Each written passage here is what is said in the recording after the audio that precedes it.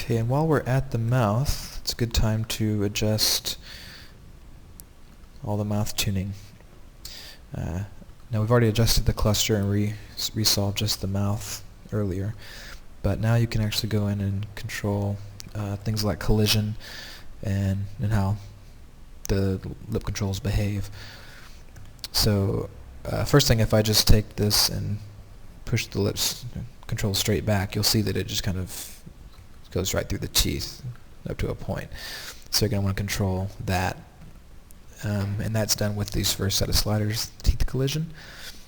And you have upper left and upper right, lower left, lower right.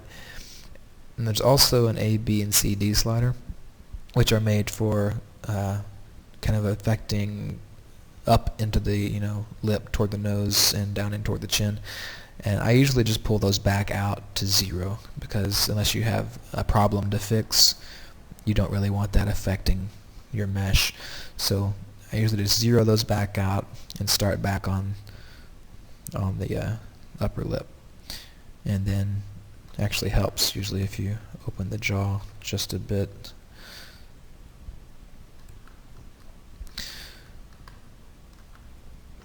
So just adjust those sliders until the lip just touches the teeth.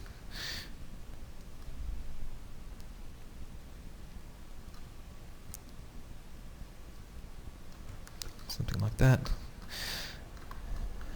And the same thing for the lower.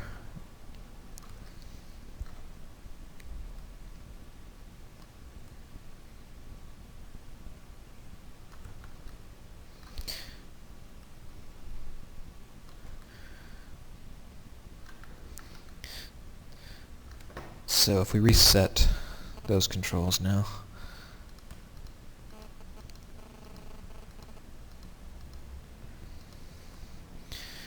you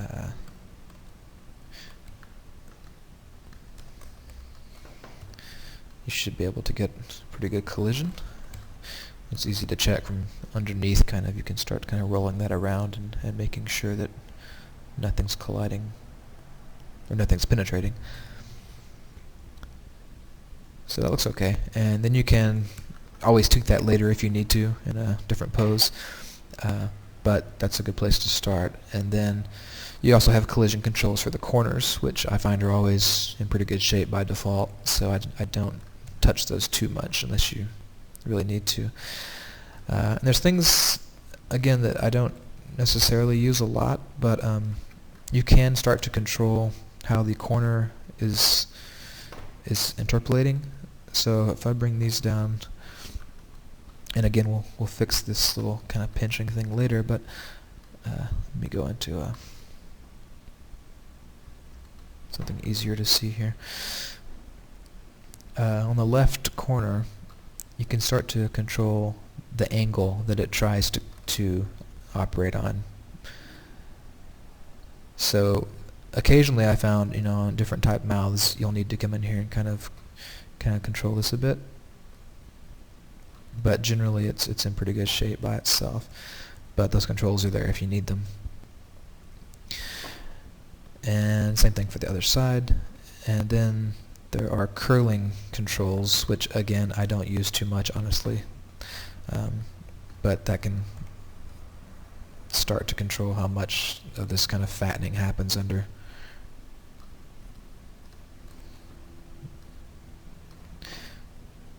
Oh, it's in, sorry, curl out.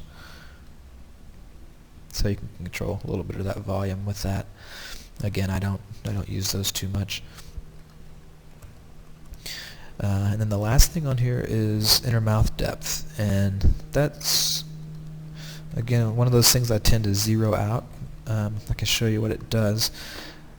If I use the lower one, you can see in here in the profile of that mouth cavity that it finds that inner wall and pushes it back, and that's really for times when you may have an extreme scream or something, and that mouth cavity from inside starts to kind of poke through and penetrate the exterior of the face.